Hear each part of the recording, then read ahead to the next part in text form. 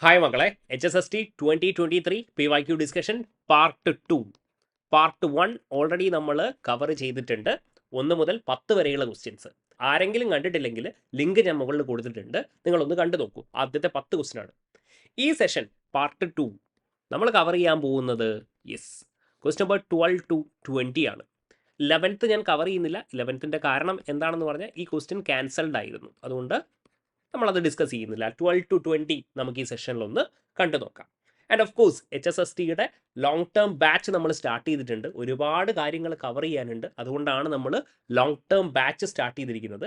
കൂടുതൽ ഡീറ്റെയിൽസ് നിങ്ങൾക്ക് എൻറോൾ ചെയ്യണമെങ്കിൽ നമ്പർ ഞാൻ ഇവിടെ കൊടുത്തിട്ടുണ്ട്, നിങ്ങൾക്ക് എന്ത് ചെയ്യാം, കോൺടാക്ട് ചെയ്യാം.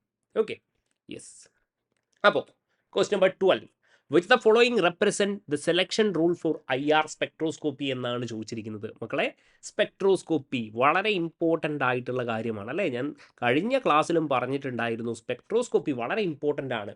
അത് എന്തും ആയിക്കോട്ടെ, ഇനോർഗാനിക് ആയിക്കോട്ടെ ഓർഗാനിക് ആയിക്കോട്ടെ, എല്ലാ സ്പെക്ട്രോസ്കോപ്പിയും വളരെ ഇമ്പോർട്ടൻ്റ് ആണ്. ഇനി IR NMR ഒക്കെ ചോദ്യങ്ങൾ ഇവിടെയുണ്ട്. നോക്കാം നമുക്ക്. സെലക്ഷൻ റൂൾ ഫോർ IR സ്പെക്ട്രോസ്കോപ്പിയാണ് ചോദിച്ചിരിക്കുന്നത്. അപ്പോൾ ഒറ്റ കാര്യമേ ഉള്ളൂ, സെലക്ഷൻ റൂൾ അല്ലേ. അപ്പോൾ ഇവിടെ എന്താ വേണ്ടത്? ഡൈപോൾ മൊമെന്റ് പ്രസന്റ് ആയിരിക്കണം. ഡൈപോൾ മൊമെന്റ് പ്രസന്റ് ആയിരിക്കണം എന്നുള്ള ഒരു കാര്യമാണ്. Let's say hydrogen, okay, dipole moment എന്താ? 0. ഓക്കെ, N2 എന്താ? ഡൈപോൾ മൊമെന്റ് എന്താ? 0. വിച്ച് മീൻസ് ഇവരെന്തായിരിക്കും? IR ഇനാക്റ്റീവ് ആയിരിക്കും. IR inactive. Let's say HCl എന്ന് പറയുന്ന ഒരു മോളിക്യൂള്, ഓക്കെ, CO എന്ന് പറയുന്ന ഒരു മോളിക്യൂള്, ഇവരുടെ ഡൈപോൾ മൊമെന്റ് എന്താണ്? നോട്ട് ഈക്വൽ ടു 0 ആണ്. വിച്ച് മീൻസ് ഇവരെന്തായിരിക്കും? ഒരു ഡൈപോൾ മൊമെന്റ് ഉണ്ട്. അങ്ങനെയാണെങ്കിൽ ഇവരെന്തായിരിക്കും? IR ആക്റ്റീവ് ആയിരിക്കും എന്ന് നമുക്ക് പറയാൻ പറ്റും. പക്ഷെ വേറൊരു കാര്യം ഉണ്ടടാ, CO2, okay, CO2 IR active ആയിരിക്കുമോ ഇനാക്റ്റീവ് ആയിരിക്കുമോ? ഡൈപോൾ മൊമെന്റ് എന്താണ്? 0 ആണ്. പക്ഷേ ഇവരെന്താണെന്നറിയോ? This is actually IR active ആണ്. ഓക്കെ, അതായത് ഡൈപോൾ മൊമെന്റ് 0 ആണ്, പക്ഷേ ഇവരെന്താണ്? IR ആക്റ്റീവ് ആണ്. അപ്പോൾ ഇവിടെ നമ്മൾ വേറൊരു ചെറിയൊരു പോയിന്റും കൂടെ ആഡ് ചെയ്യണം. ഇതെന്തായിരിക്കണം? ടു ബി സെലക്ഷൻ റൂൾ ഉണ്ടാവണമെങ്കിൽ there should be a dynamic dipole moment എന്ന് പറയുന്നതായിരിക്കും കുറച്ചും കൂടെ നല്ലൊരു കാര്യം. ഓക്കെ, എന്ന് പറഞ്ഞാൽ ഇത്രയാണ് ഉള്ളത്. Mu is equal to Q into D ആണല്ലോ. ലെറ്റ്സ് സേ ഇവിടെ സിമ്മട്രിക് സ്ട്രെച്ചിങ് ആണ് നടക്കുന്നതെങ്കിൽ, എന്താ പറയുന്നത്? ഇവിടെ സിമ്മട്രിക് സ്ട്രെച്ചിങ് ആണ് നടക്കുന്നതെങ്കിൽ, ഓക്കെ, അതായത് കാർബൺ ഓക്സിജൻ ഇങ്ങനെ സ്ട്രെച്ച് ചെയ്തു, ഇതേപോലെ ഇവിടെയും സ്ട്രെച്ച് ചെയ്തു. അപ്പോൾ ഇത് ലെറ്റ്സ് സേ μ1 ആണ്, ഇത് μ2 ആണ്. μ1 is equal to μ2, cancels out ആവും, മ്യൂ എന്താവും? 0. അപ്പോൾ ഇത് IR ഇനാക്റ്റീവ് ആണ്. പക്ഷേ നിങ്ങളൊന്ന് കാര്യം ആലോചിച്ച് നോക്കി, അസിമെട്രിക് സ്ട്രെച്ചിങ് ആണെങ്കിലോ, ഇങ്ങനെയാണെങ്കിലോ, അതായത് ഇവിടെയുള്ള D1 and this is D2 is not equal. അങ്ങനെയാണെങ്കിൽ റിസൾട്ടൻറ്റ് എന്തായിരിക്കും? 0 ആയിരിക്കത്തില്ല, നോട്ട് ഈക്വൽ ടു 0 ആയിരിക്കും. വിച്ച് മീൻസ് ഇതെന്താണ്? അസിമെട്രിക് സ്ട്രെച്ചിങ്ങിൽ, അസിമെട്രിക് സ്ട്രെച്ചിങ്ങിൽ ഇവിടെ എന്തായിരിക്കും? ഒരു ഡൈപോൾ മൊമെന്റ് പ്രസന്റ് ആണ്, ഡൈനാമിക് ഡൈപോൾ മൊമെന്റ് പ്രസന്റ് ആണ്. വിച്ച് മീൻസ് ഇതെന്തായിരിക്കും? IR ആക്റ്റീവ് ആണ്. ഏതെങ്കിലും ഒരു മോഡ്, ഏതെങ്കിലും ഒരു സ്ട്രെച്ചിങ് മോഡ് ആക്റ്റീവ് ആണെങ്കിൽ നമ്മൾ പറയും ഈ മോളിക്യൂൾ എന്താണ്? IR ആക്റ്റീവ് ആണെന്ന് പറയും. ഓക്കെ, സോ ആ ഒരു കാര്യം കൂടെ നിങ്ങൾ മനസ്സിലാക്കുക. ഇങ്ങനെയും ചോദ്യം ചോദിച്ചേക്കാം, ഡൈനാമിക് ഡൈപോൾ മൊമെന്റ് പ്രസന്റ് ആയിരിക്കണം. പക്ഷേ ഇവിടെ ചോദിച്ചിരിക്കുന്നത് എന്താണ്? ഇവിടെ നോക്കിക്കോളൂ, ഓപ്ഷനിൽ നോക്കുമ്പോൾ നമുക്കറിയാം ഇതെന്താണ്? μI, mu is what? Dipole moment അല്ലേ, നമ്മളിവിടെ എഴുതിയിട്ടുണ്ട് ഡൈപോൾ മൊമെന്റ്. പക്ഷേ ഇവിടെ ഓപ്ഷനിൽ കുറച്ചൊരു കൺഫ്യൂസിങ് ആയിട്ടുള്ള ഒരു കാര്യം എന്ന് പറഞ്ഞാൽ, വലിയ കുഴപ്പമൊന്നുമില്ല, ഇത് ചാർജിൻ്റെതാണ് അല്ലേ. Delta mu I by delta Q 0 not equal to 0 എന്നാണ് പറഞ്ഞിരിക്കുന്നത് അല്ലേ. ഡെൽറ്റ Q അത് മതി. ഓക്കെ, പക്ഷേ ഇവിടെ ബി ഓപ്ഷൻ എന്താ പറഞ്ഞിരിക്കുന്നത്? Delta mu IJ by delta Q not equal to 0 എന്നാണ് പറഞ്ഞിരിക്കുന്നത്. അപ്പോൾ ഇതിൽ ഏത് ഓപ്ഷൻ ആയിരിക്കും എന്നാണ് നിങ്ങൾക്ക് തോന്നുന്നത്? ലെറ്റ്സ് സേ മക്കളെ, ഇവിടെ നോക്കിക്കോ, ഇവിടെ ഇപ്പോൾ ഡൈപോൾ മൊമെന്റ് ഒരു വെക്റ്റർ ക്വാണ്ടിറ്റി ആണല്ലേ. Dipole moment is actually A vector quantity. അപ്പോൾ നമുക്ക് ആക്ച്വലി ഡൈപോൾ മൊമെന്റ് റെപ്രസെൻറ്റ് ചെയ്യുക നമ്മൾ എങ്ങനെയാണ്? ഇങ്ങനെയൊക്കെ അല്ലേ റെപ്രസെൻറ്റ് ചെയ്യുക? ഒരു ആക്സസ് പോരെ ആക്ച്വലി അല്ലേ. ഒരു ആക്സസ് മതി നമുക്ക് ഡൈപോൾ മൊമെന്റിനെ എന്ത് ചെയ്യാൻ? റെപ്രസെൻറ്റ് ചെയ്യാൻ. നമുക്ക് 2 ആക്സസ് ആവശ്യമുണ്ടോ? ഇല്ല. അതുകൊണ്ടാണ് ഓപ്ഷൻ A കറക്റ്റ് ആയിട്ട് വരുന്നത്. അതായത് ലെറ്റ്സ് സേ വാട്ടറിൻ്റെ ഒക്കെ ആണെങ്കിൽ എന്തായിരിക്കും? നമ്മുടെ ഡൈപോൾ മൊമെന്റ് എങ്ങനെ നമ്മൾ ഇങ്ങനെയല്ലേ റെപ്രസെൻറ്റ് ചെയ്യുക? അതായത് ഒരു ആക്സിസ് മതി നമുക്ക് എന്ത് ചെയ്യാൻ, ഡൈപോൾ മൊമെന്റിനെ റെപ്രസെന്റ് ചെയ്യാൻ. അപ്പോൾ ഇതെന്താ, ഇത് രണ്ട് ആക്സിസ് വേണമെങ്കിൽ ഐ ജെ എന്ന് പറയുന്ന എക്സ് വൈയോ അങ്ങനെയൊക്കെ ആണെങ്കിലോ ഇതെന്താ റെപ്രസെന്റ് ചെയ്യുന്നത്? Yes, this represents what polarisability. Okay, രാമൻ്റെ സെലക്ഷൻ റൂൾ. ഓക്കെ, അപ്പോൾ അതുകൊണ്ടാണ് എന്താവുന്നത്, ഇതൊക്കെ തെറ്റാവുന്നത്. ഓപ്ഷൻ എ കറക്റ്റ് ആവുന്നത്. ക്ലിയർ ആണല്ലോ? 12th one A. Next one നോക്കിക്കോളൂ. Which of the following statement regarding correlation diagram is correct എന്നാണ് ചോദിച്ചിരിക്കുന്നത്. കോറിലേഷൻ ഡയഗ്രാം വളരെ ഇമ്പോർട്ടൻ്റ് ആയിട്ടുള്ള കോൺസെപ്റ്റ് ആണ്, പക്ഷേ കുറച്ച് സംസാരിക്കാനുണ്ട് അല്ലേ? യെസ്, മുള്ളിക്കൻ സിമ്പിളൊക്കെ വെച്ചിട്ട് കോറിലേഷൻ ഡയഗ്രാം ഒക്കെ എങ്ങനെ കൺസ്ട്രക്ട് ചെയ്യാമെന്നുള്ളതൊക്കെ ഞാൻ നിങ്ങളെ പഠിപ്പിച്ചു തരും ഇനി വരുന്ന സെഷനുകളിൽ. പക്ഷേ ഫോർ ദ ടൈം ബീയിങ് ഈ ക്വസ്റ്റ്യൻ സോൾവ് ചെയ്യാൻ അതൊന്നും നമുക്ക് ആവശ്യമില്ല. എങ്ങനെയാണ് നമുക്ക് കണ്ടുപിടിക്കാൻ പറ്റുക? ഇതാ നോക്കിക്കോ, D N of tetrahedral will be equal to, correlation diagram equal ആയിരിക്കും എന്തിനോട്? Yes, D10 - N of what, octahedral എന്നുള്ള ഒരു സിമ്പിൾ കോൺസെപ്റ്റ് നിങ്ങൾക്ക് അറിയാമെങ്കിൽ നിങ്ങൾക്ക് ഈ ക്വസ്റ്റ്യൻ വളരെ സിമ്പിൾ ആയിട്ട് കാൽക്കുലേറ്റ് ചെയ്യാൻ പറ്റും. നോക്കിക്കോ, ഓപ്ഷൻ സി മാത്രമേ ആ ഒരു റിലേഷൻ ഫോളോ ചെയ്യുന്നുണ്ടാവും. അതായത് ഇവിടെ നോക്കിക്കോളൂ, D8 of tetrahedral, D8 of tetrahedral is equal to D10 - 8 എന്തായിരിക്കും? 2 ഓഫ് ഒക്ടാഹെഡ്രൽ. ഓക്കെ, എന്തായിരിക്കും? ഓപ്ഷൻ സി ആയിരിക്കും കറക്റ്റ്. ഇനി വേറൊരു കാര്യമുള്ളത്, എക്സ്ട്രാ പോയിന്റ് പറയുകയാണെങ്കിൽ DN ഓഫ് ഒക്ടാഹെഡ്രൽ അതേപോലെ D10 - N of what, octahedral എന്ന് പറയുന്നത് ഇൻവേഴ്സ് ആയിരിക്കും എന്നുള്ളതും ചോദിച്ചേക്കാം. ഓക്കെ, അപ്പോൾ ഈ ഒരു കാര്യങ്ങൾ ജസ്റ്റ് ഒന്ന് ആലോചിച്ച് വെക്കുക. സിമ്പിൾ ആയിട്ടുള്ള ക്വസ്റ്റ്യൻസ് ആണ്. പക്ഷേ കോറിലേഷൻ ഡയഗ്രത്തിനെ പറ്റിയൊക്കെ നമുക്ക് ഡീറ്റെയിൽ ആയിട്ട് പിന്നീട് സംസാരിക്കാം. Okay, question number 14. The stretching frequency generally follows the order എന്നാണ് ചോദിച്ചിരിക്കുന്നത്. വളരെ ഇമ്പോർട്ടൻ്റ് ആയിട്ടുള്ള ക്വസ്റ്റ്യൻ, എപ്പോഴും സയൻറ്റിഫിക് ഓഫീസറിലൊക്കെ ചോദിച്ചിരിക്കുന്ന ഒരു ക്വസ്റ്റ്യൻ ആയിരുന്നു ഇത്. വളരെ ഇമ്പോർട്ടൻ്റ് ആയിട്ടുള്ള ക്വസ്റ്റ്യൻ. ഞാൻ ജസ്റ്റ് സിമ്പിളായിട്ട് എക്സ്പ്ലെയിൻ ചെയ്തു തരാം മക്കളെ. സ്ട്രെച്ചിങ് ഫ്രീക്വൻസി എന്ന് പറഞ്ഞാൽ nu bar is equal to 1/2π√K/μ എന്നാണ്. വിച്ച് മീൻസ് ഈ കെ എന്ന് പറഞ്ഞാൽ ബോണ്ട് സ്ട്രെങ്ത് ആണ്, ബോണ്ട് സ്ട്രെങ്ത്.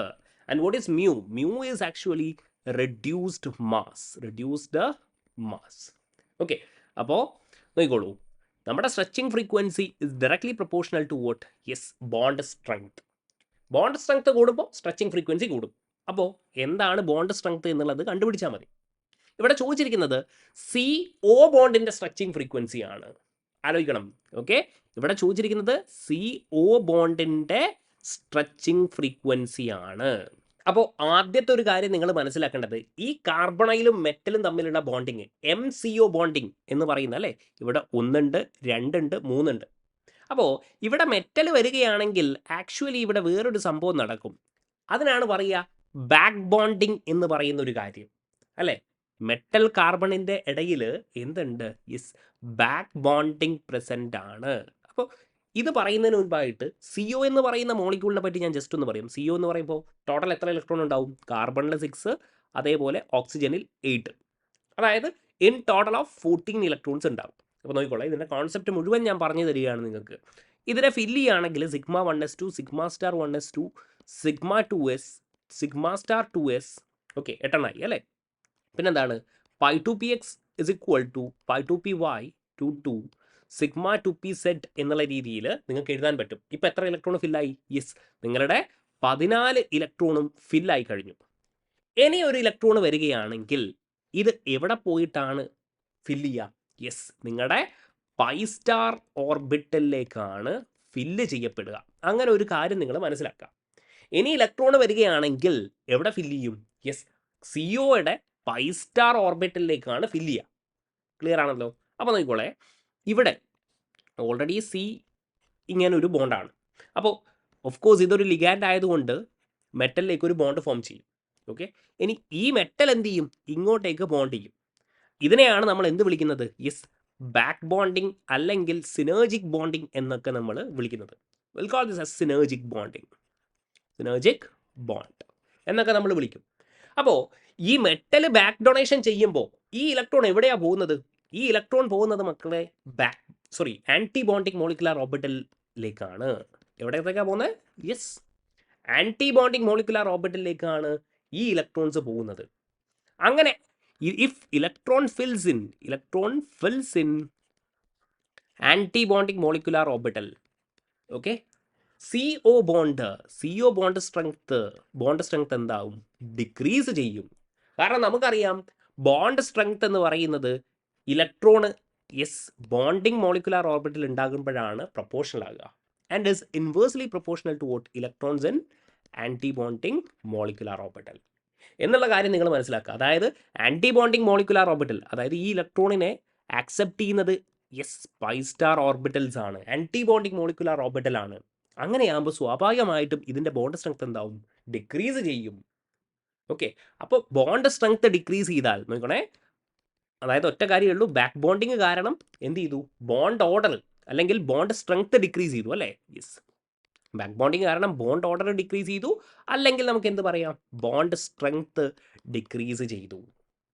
ഓക്കെ, അങ്ങനെ ബോണ്ട് സ്ട്രെങ്ത് ഡിക്രീസ് ചെയ്താൽ കെ എന്താവും? കെയും സ്വാഭാവികമായിട്ടും ഡിക്രീസ് ചെയ്യും. അല്ലെങ്കിൽ നിങ്ങളുടെ ബോണ്ട് ഫ്രീക്വൻസി, സ്ട്രെച്ചിങ് ഫ്രീക്വൻസിയും എന്ത് ചെയ്യും? ഡിക്രീസ് ചെയ്യും.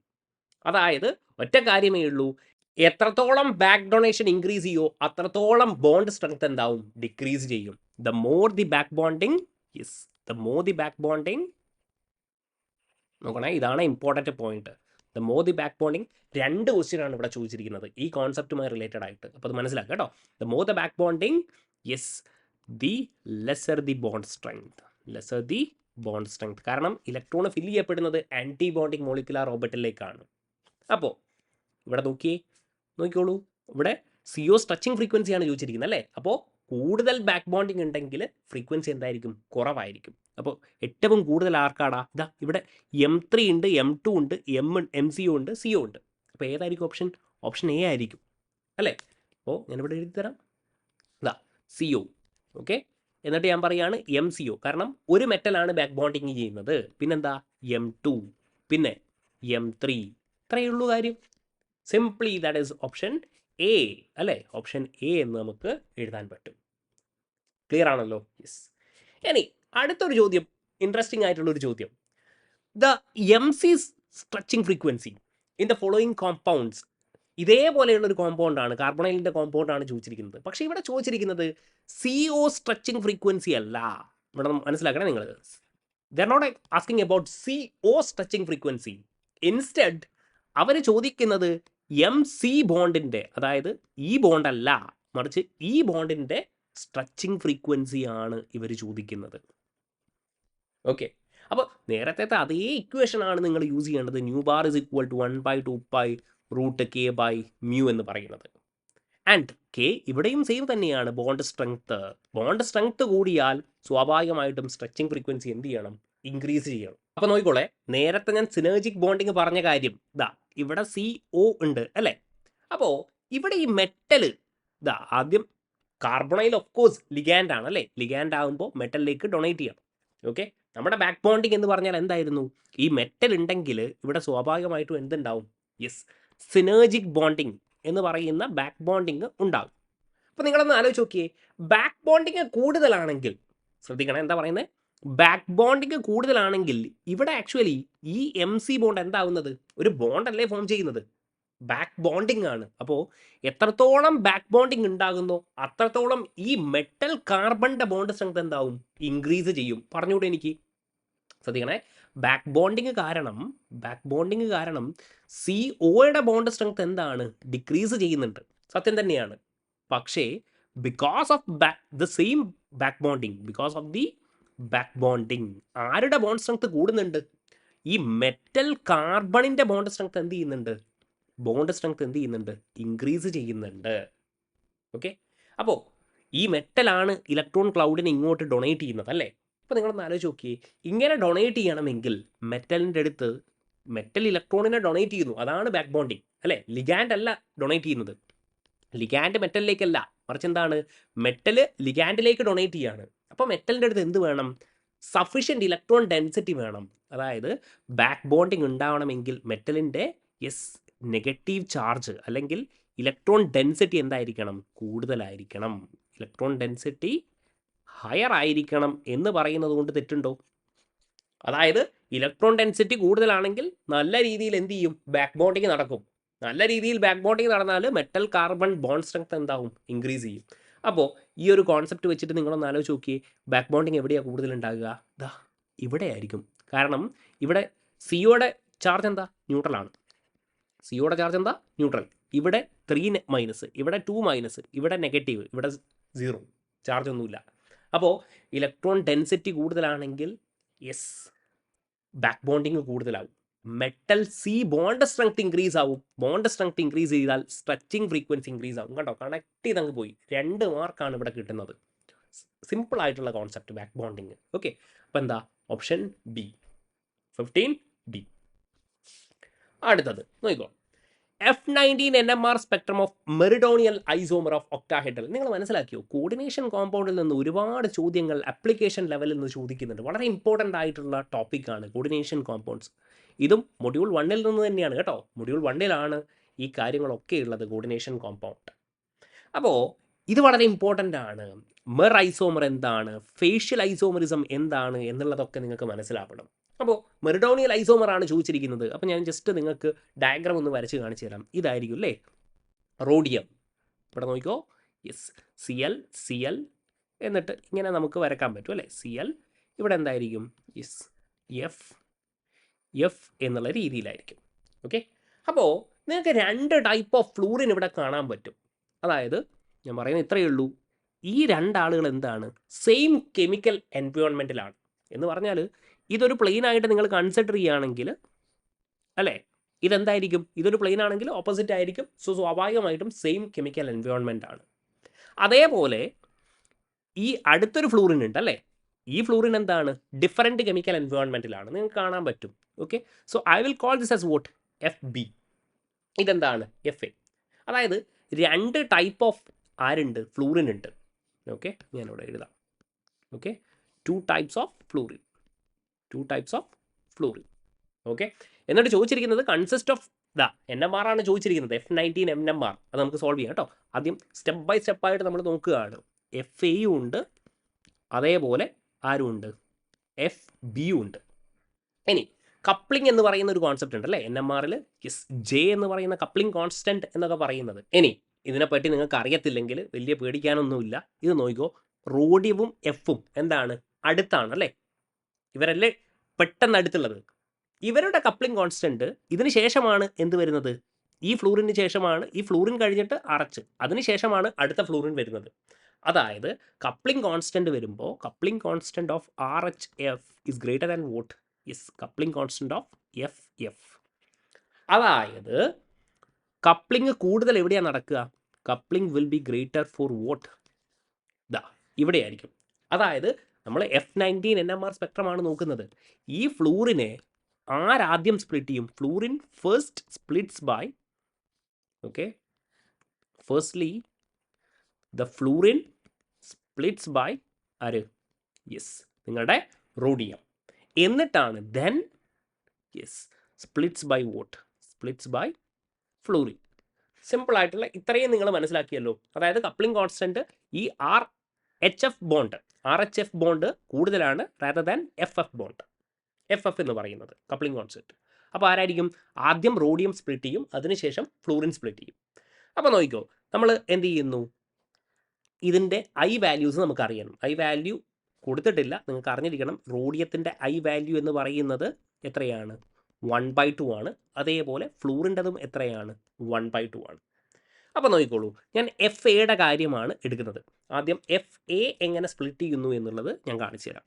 FA, അപ്പോൾ നമുക്കറിയാം സ്പ്ലിറ്റിംഗ് എങ്ങനെയാണ് നമ്മൾ കണ്ടുപിടിക്കുക.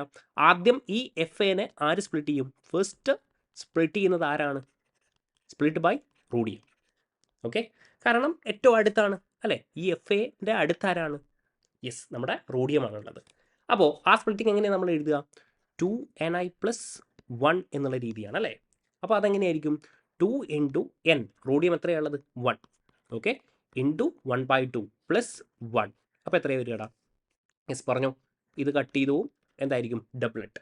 അതായത് ആദ്യം ഈ FA എന്ത് ചെയ്യുന്നു, യെസ് ഒരു ഡബ്ലറ്റ് സ്പ്ലിറ്റായി വരുന്നു. Okay, yes sorry for this, ആദ്യം ഒരു ഡബ്ലറ്റ് വരുന്നു. ഓക്കെ, ഒരു ഡബ്ലറ്റ് കിട്ടി. ഇനി അടുത്തത് എന്തായിരിക്കും, അടുത്തത് ഇത് കഴിഞ്ഞു, റോഡിയത്തിൻ്റെ കഴിഞ്ഞു. ഇനി എന്താ, ഈ ഫ്ലൂറിൻ എന്ത് ചെയ്യും, FB എന്ന് പറയുന്ന ഫ്ലൂറിൻ എന്ത് ചെയ്യും, എഗെയിൻ സ്പ്ലിറ്റിംഗ് നടത്തും. അപ്പോൾ അതും എന്തായിരിക്കും, യെസ് 2ni+1 എന്നുള്ള രീതിയായിരിക്കും ഓരോന്നിനെയും അല്ലേ. അപ്പോൾ ഇതെന്താണ് അഗെയിൻ 2ni ഇൻറ്റു +1 ഒരു ഫ്ലൂറിനാണ് അല്ലേ. അല്ലെങ്കിൽ ഞാൻ ഇവിടെ എഴുതാം. ഓക്കെ, ഇവിടെ നോക്കിക്കോളൂ. 2ni+1. അപ്പോൾ ഒരു ഫ്ലൂറിൻ തന്നെയാണ് അല്ലേ. FB എന്ന് പറയുന്നത് ഒരു ഫ്ലൂറിനാണ്. അപ്പോൾ 2 ഇൻറ്റു 1 1/2 +1 എത്രയാണ് 2. അതായത് ഈ ഡബ്ലറ്റിനെ എന്ത് ചെയ്യും, എഗെയിൻ ഇവരെന്ത് ചെയ്യും, ഫ്ലൂറിൻ എന്ത് ചെയ്യും, സ്പ്ലിറ്റ് ചെയ്യും. യെസ്, ഇങ്ങനെ. ഓക്കെ, അതായത് 2 ഡബ്ലറ്റ്സ് ഇവിടെ ഫോം ആവും. What forms here is 2 doublets. Okay, ഇതേപോലെ ഇതിപ്പോൾ FA ആണ് ചെയ്തിരിക്കുന്നത്. FB ചെയ്യുമ്പോൾ നിങ്ങൾക്ക് കുറച്ചും കൂടെ എന്താവും, യെസ്, കോൺസെപ്റ്റ് കുറച്ചും കൂടെ ക്ലിയർ ആവും എന്ന് തന്നെ ഞാൻ വിശ്വസിക്കുന്നു. നോക്കിക്കോ, FBയുടെ കാര്യം നോക്കിക്കോ.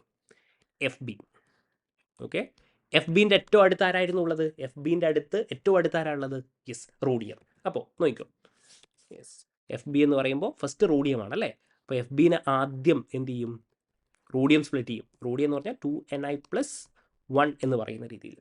I എത്രയാ, 1 1/2 +1. ഓക്കെ, അഗെയിൻ ഇതെന്ത് ചെയ്യും, നമുക്ക് ഒരു ഡബ്ലറ്റ് തരും. This is doublet. ഇനി ആര് സ്പ്ലിറ്റ് ചെയ്യും, ആദ്യം റോഡിയം സ്പ്ലിറ്റ് ചെയ്തു, ഇനി ആര് സ്പ്ലിറ്റ് ചെയ്യും, യെസ്, ഫ്ലൂറിൻ സ്പ്ലിറ്റ് ചെയ്യും. ഏത് ഫ്ലൂറിൻ, FA. നോക്കണേ, ഇതാ ഈ FB ആദ്യം റോഡിയം സ്പ്ലിറ്റ് ചെയ്തു, ഇനി ആരാ സ്പ്ലിറ്റ് ചെയ്യുക, FA. FA എത്ര എണ്ണം ഉണ്ട്, 2 എണ്ണം ഉണ്ട്. യെസ്, അപ്പോൾ there are 2FA. അപ്പോൾ ഈ ഡബ്ലറ്റിനെ എന്ത് ചെയ്യും, യെസ്, 2ni, n എത്രയാ 2, കാരണം എന്താ 2 F ഉണ്ട്. I 1/2 +1 എന്നുള്ള രീതിയിൽ സ്പ്ലിറ്റ് ചെയ്യും. അതായത് ഇവിടെ എന്തായിരിക്കും, സ്പ്ലിറ്റിംഗ് എന്തായിരിക്കും, യെസ്, 3. അതായത് ട്രിപ്ലെറ്റ് എന്നുള്ള രീതിയിലായിരിക്കും സ്പ്ലിറ്റ് ചെയ്യുക. ഓക്കെ, സ്പ്ലിറ്റ് ചെയ്യുന്നത് എന്താണ്, ട്രിപ്ലെറ്റ്. അതായത് ഇതാ ഈ ഡബ്ലറ്റ് എന്ത് ചെയ്യും, യെസ്, ഇവർ ഇങ്ങനെ ഇങ്ങനെ ഇങ്ങനെ, സോറി ഫോർ ദിസ്, ഇങ്ങനെ ഇങ്ങനെ ഇങ്ങനെ സ്പ്ലിറ്റ് ചെയ്യും. ഓക്കെ, ഇങ്ങനെ വരച്ചാൽ മതി നിങ്ങൾ. ഓക്കെ, അതായത് 2 ട്രിപ്ലെറ്റ്സ് ഇവിടെ ഫോം ആകും. വിച്ച് മീൻസ് ഇവിടെ 2 ട്രിപ്ലെറ്റും ഉണ്ടാകും, അതേപോലെ 2 ഡബ്ലറ്റും ഉണ്ടാകും. ഇത് എക്സ്പ്ലെയിൻ ചെയ്യാൻ കുറച്ച് ബുദ്ധിമുട്ടാണ്, പക്ഷേ കാര്യങ്ങൾ മനസ്സിലാക്കി കഴിഞ്ഞാൽ നിങ്ങൾക്ക് സിമ്പിൾ, ഇത് വളരെ സിമ്പിളായിട്ട് ചെയ്യാൻ പറ്റുന്നതാണ്. അപ്പോൾ ഓപ്ഷൻ C, 2 ഡബ്ലറ്റ്സ് ആൻഡ് 2 ട്രിപ്ലെറ്റ്സ് എന്നുള്ള രീതിയിൽ മെർ ഐസോമറിൽ ഇത് നമുക്ക് ചെയ്യാൻ പറ്റും കേട്ടോ. എന്താണ് ഇവിടെ ഉള്ളത്, ഐൻ്റെ വാല്യൂ കണ്ടുപിടിക്കണം, എന്നിട്ട് എന്താണ് 2ni+1 എന്നുള്ള രീതിയിൽ ചെയ്യണം അല്ലേ. റോഡിയം അടുത്താണ്, ആദ്യം റോഡിയം സ്പ്ലിറ്റ് ചെയ്യും, അതിനുശേഷം എന്ത് ചെയ്യും, ഫ്ലൂറിൻ സ്പ്ലിറ്റ് ചെയ്യും. ഇത്രയും ഞാൻ ചെയ്തിട്ടുള്ളൂ, വലിയ ആനക്കാര്യമൊന്നുമില്ല, സിമ്പിൾ ആയിട്ടുള്ള കാര്യങ്ങളാണ്. Okay, yes. അടുത്തത്, യെസ്, ഇത് കുറച്ച് കാൽക്കുലേഷൻ വരുന്ന ഒരു ഏരിയ ആണ്. ബൈൻഡിങ് എനർജിയാണ് ചോദിച്ചിരിക്കുന്നത്. ബൈൻഡിങ് എനർജി പെർ ന്യൂക്ലിയോൺ ആണ് ചോദിച്ചിരിക്കുന്നത്. Binding energy per nucleon. അപ്പോൾ നിങ്ങളിവിടെ കണ്ടുപിടിക്കേണ്ടത്, ഇത് ന്യൂക്ലിയോൺ എന്ന് പറയുമ്പോൾ ഇത് ന്യൂക്ലിയസുമായിട്ടുള്ള കാര്യങ്ങളാണ്. അപ്പോൾ ഇവിടെയുള്ള ഇലക്ട്രോൺ, മാസ് ഓഫ് ഇലക്ട്രോൺ എന്നൊക്കെ കൊടുത്തിട്ടുണ്ട്. ആ ഇലക്ട്രോണിനെ നമുക്ക് എന്ത് ചെയ്യണം, ഒഴിവാക്കണം. അത് നിങ്ങൾ ആദ്യം ആലോചിച്ച് വെക്കുക കേട്ടോ.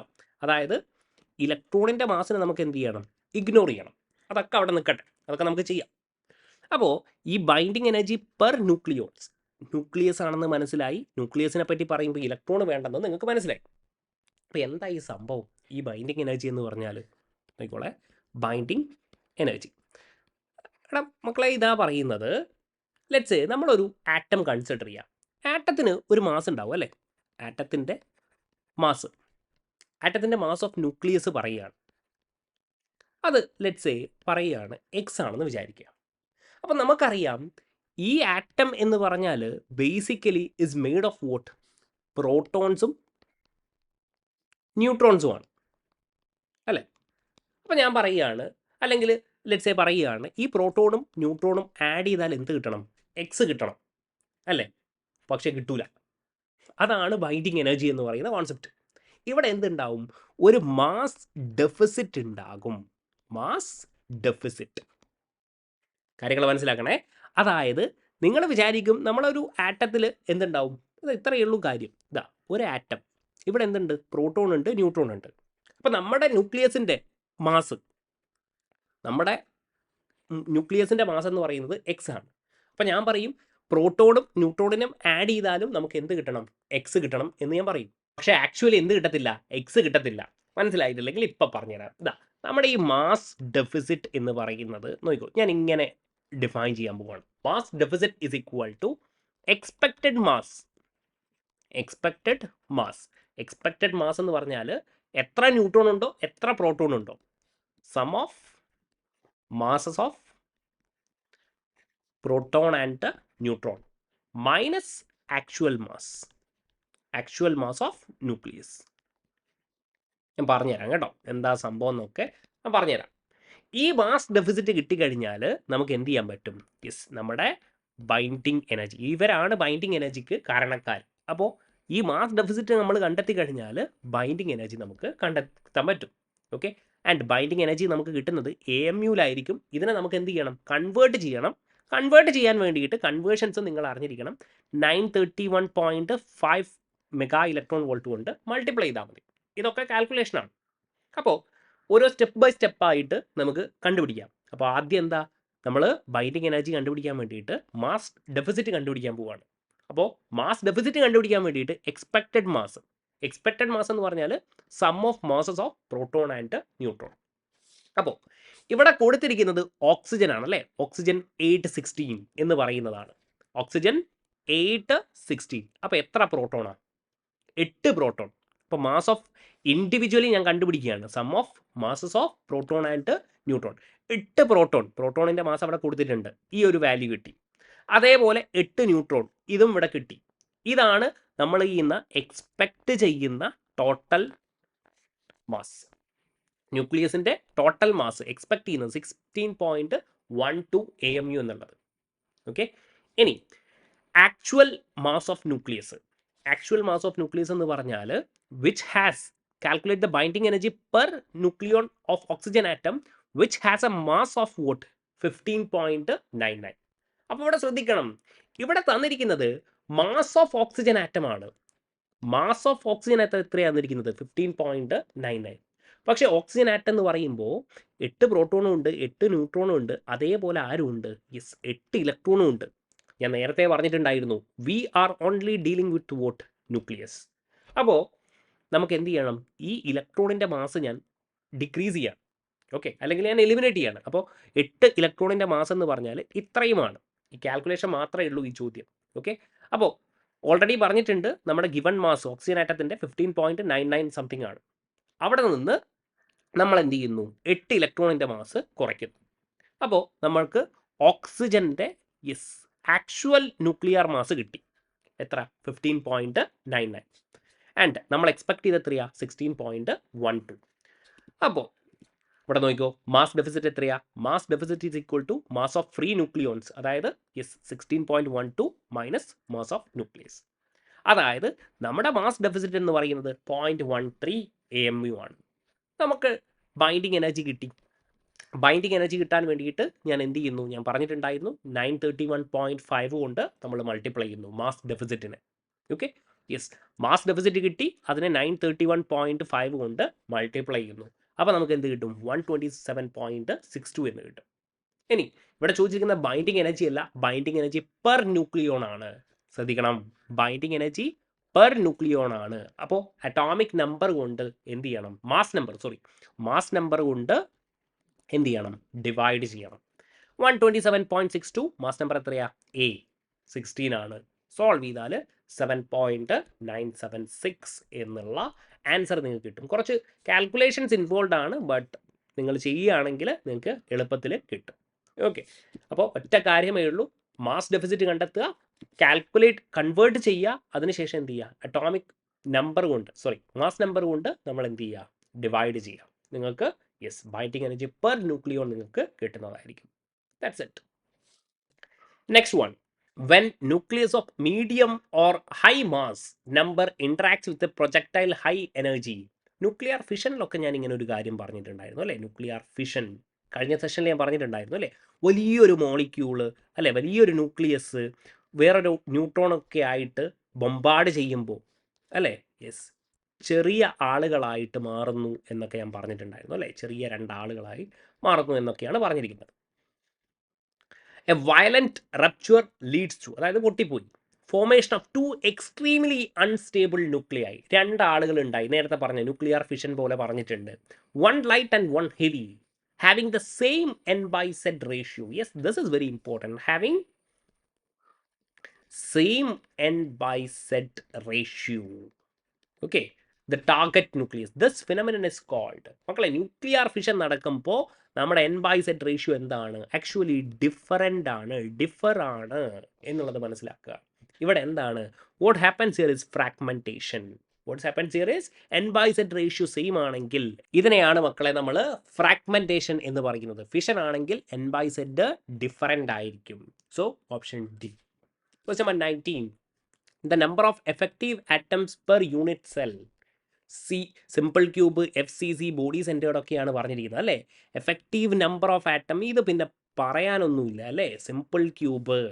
ഓക്കെ, നിങ്ങൾക്ക് ഈ ക്വസ്റ്റ്യൻ വേണമെങ്കിൽ സ്കിപ്പ് ചെയ്യാം. ഓക്കെ, എന്താണ് 1/8 × 8 എന്ത് വരും? 1. ഫേസ് സെൻറ്റേർഡ് എന്തായിരിക്കും? യെസ്, കോർണറിലും ഉണ്ടാകും, അതേപോലെ ഫേസിലും ഉണ്ടാകും. യെസ്, 1/2 × 6 4 അല്ലേ. And body centred, this is കോർണറിലും ഉണ്ടാകും, 1/8 × 8 പ്ലസ് സെൻറ്ററിലും, വിച്ച് ഇസ് 2. ദാറ്റ് ഇസ് 1 4 2 എന്നുള്ള രീതിയിൽ ഓപ്ഷൻ ബി. സിമ്പിളാണ്. Again solid state is very important. Solid state എന്നുള്ള അടുത്തൊരു ചോദ്യം കൂടെ ഉണ്ട്. ഇതൊക്കെ നമ്മൾ ക്ലാസ്സിൽ HSAയുടെ കോഴ്സിനും ഫിംഗർ പ്രിൻറ്റിനും ഒക്കെ ചേർന്നിട്ടുള്ള കുട്ടികളാണെങ്കിൽ നിങ്ങൾക്ക് ഇപ്പം തന്നെ ഇത് എഴുതാൻ പറ്റും അല്ലേ. നമ്മൾ ഡയറക്റ്റ് ആയിട്ട് എല്ലാ ഇതും പറഞ്ഞതാണ് അല്ലേ. ക്രിസ്റ്റൽ സിസ്റ്റത്തിനെ പറ്റിയും CaF2 ആണെങ്കിലും NaCl ആണെങ്കിലും എല്ലാം നമ്മൾ പറഞ്ഞിരിക്കുന്ന കാര്യം തന്നെയാണ്. എന്താണ്? സിങ്ക് ബ്ലെൻഡ് സ്ട്രക്ചറിൽ സിങ്ക് ആറ്റം എവിടെ ഫില്ല് ചെയ്യുന്നു എന്നാണ്. നോക്കൂ, S2- ലാക്ടസ് ഫോം ചെയ്യുന്നു, FCC എന്നൊക്കെ നമ്മൾ പറഞ്ഞതാണ് അല്ലേ. അപ്പോൾ എന്തായിരിക്കും? യെസ്, ടോട്ടൽ S2- എന്തായിരിക്കും? 4 എണ്ണം. ടെട്രാഹിഡ്രൽ വോയിഡിലാണ് യെസ് ആരുള്ളത്? Zn2+. വെറും ടെട്രാഹിഡ്രൽ വോയിഡല്ല, ഓൾട്ടർനേറ്റ് ആണ്. എല്ലാത്തിലും ഇല്ല, ഓൾട്ടർനേറ്റീവ് ടെട്രാഹിഡ്രൽ വോയിഡിലാണ്. അപ്പോൾ Zn2+ എന്തുണ്ടാവും? 4 ആയിരിക്കും. Zn2+ per unit cell 4. അപ്പോൾ ZnS പെർ യൂണിറ്റ് എത്രയാണ്? 4 എന്നൊക്കെ നമ്മൾ പറഞ്ഞിട്ടുണ്ട്. എല്ലാം നമ്മൾ ഡീറ്റെയിൽ ആയിട്ട് പറഞ്ഞിട്ടുള്ള, വേറൊന്നുമില്ല. HSAയിലും ഫിംഗർ പ്രിൻറ്റിലും ഒക്കെ ജോയിൻ ചെയ്ത കുട്ടികൾക്ക് ഇതൊക്കെ അറിയാം. ഇതൊക്കെ നമ്മൾ കവർ ചെയ്തിട്ടുള്ള കാര്യമാണ്. ഓക്കെ, അപ്പോൾ എന്തായിരിക്കും? ഓൾട്ടർനേറ്റ് ആണ്. Half number of octahedral void. Lattice pack ചെയ്തിരിക്കുന്നത് 4 ആണെങ്കിൽ total number of octahedral void എത്രയായിരിക്കും? Total number of tetrahedral void എന്ന് പറയുന്നത് എത്രയായിരിക്കും? 8 ആയിരിക്കും. ഇവിടെ എത്രയാണ്? ഓൾട്ടർനേറ്റീവ് ആയതുകൊണ്ടാണ് 4 വരുന്നത്. അപ്പോൾ സിമ്പിളായിട്ട് ഓപ്ഷൻ ക്വസ്റ്റ്യൻ നമ്പർ 20C നമുക്ക് കണ്ടുപിടിക്കാൻ പറ്റും. അപ്പോൾ സോളിഡ് സ്റ്റേറ്റിൽ നിന്ന് 2 ക്വസ്റ്റ്യൻ, കോർഡിനേഷനിൽ നിന്ന് ഒരുപാട് ക്വസ്റ്റ്യൻ, റേഡിയോ ആക്ടിവിറ്റിയിൽ നിന്ന് ക്വസ്റ്റ്യൻസ്. അപ്പോൾ ഇങ്ങനെയുള്ള ടോപ്പിക്, വെയിറ്റേജ് ടോപ്പിക്സ് മനസ്സിലാക്കുക. ഓക്കെ, അപ്പോൾ ഈ സെഷനിൽ ഞാൻ ഇത്രയും കവർ ചെയ്യുന്നുള്ളൂ. 20 ക്വസ്റ്റ്യൻസ് നമ്മൾ കവർ ചെയ്തിട്ടുണ്ട്. അപ്പോൾ ഇതേപോലെ ബാക്കിയുള്ള ക്വസ്റ്റ്യൻസ് ഒക്കെ നമുക്ക് കണ്ടുപിടിക്കാം. നിങ്ങൾക്ക് HSST എക്സാമിന് പ്രിപ്പയർ ചെയ്യാൻ ഇത്രയൊക്കെ ഉള്ളൂ എന്നുള്ളത് നിങ്ങൾ മനസ്സിലാക്കുക. നല്ല രീതിയിൽ തന്നെ പ്രിപ്പയർ ചെയ്യുക. HSSTയുടെ ലോങ് ടേം ബാച്ച് നമ്മൾ സ്റ്റാർട്ട് ചെയ്തിട്ടുണ്ട്. ആർക്കെങ്കിലും ഇൻട്രസ്റ്റ് ഉണ്ടെങ്കിൽ, നിങ്ങൾ ഈ വീഡിയോ കാണുന്നുണ്ടെങ്കിൽ, നിങ്ങൾ വളരെ ഇത്രയും നേരം നിങ്ങൾ കണ്ടിരിക്കുന്നുണ്ടെങ്കിൽ എനിക്ക് ഉറപ്പാണ് നിങ്ങൾ ഭയങ്കര സീരിയസ് ആണെന്ന്. എത്രയും പെട്ടെന്ന് ജോയിൻ ചെയ്തോളൂ. അടിപൊളിയായിട്ട് നമുക്ക് വീക്ക്ലി ആയിട്ട് പഠിക്കാം. Okay, thank you guys.